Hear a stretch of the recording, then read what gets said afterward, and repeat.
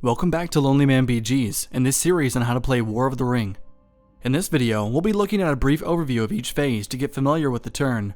This will not include all rules pertinent to each phase, as they will be covered in further videos. Each player will have a player aid that reminds the player how the turn is performed.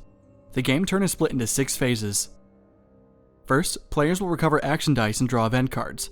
Then, the Free Peoples will take actions regarding the Fellowship. After that, the Shadow player will allocate dice to the Hunt box.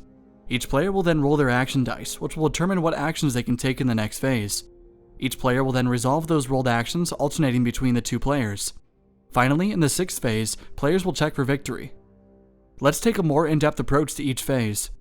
Phase 1. Recover action dice and draw event cards. Each player will recover their action dice used previously in the turn. This includes any that were gained or lost. For example, if the Aragorn Heir to Isildur card entered play, the Free Peoples player would add a die to his dice pool. Just the same, if Aragorn were to be eliminated, the additional action die would be lost. Next, each player would draw 2 cards, one from each of their event decks, and add them to their hand. Phase 2, the Fellowship phase. The Free Peoples player is allowed to declare the position of the Fellowship in this phase. Declaring the Fellowship offers a couple of benefits. First, if the Fellowship is declared in a Free Peoples city or a stronghold like Minas Tirith, that nation becomes activated if it has not done so already.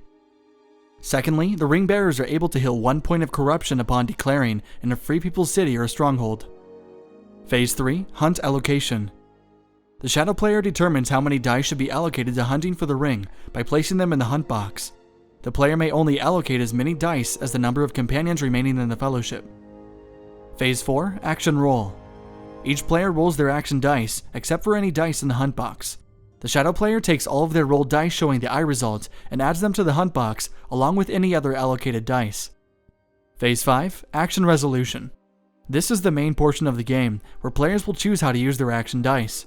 They will move characters and armies, muster new armies, and perform special actions. Each player will alternate taking actions until no more action dice are left. If the Free Peoples uses an action die to move the Fellowship, that die is placed in the hunt box. Phase 6, Victory check. In this final phase of the turn, each player will check for a military victory condition, as shown in the previous video. Military victory is 4 points for the Free Peoples and 10 victory points for the Shadow player. This concludes our video on the game turn. In the next video, we'll be going over the action dice. Thanks for watching.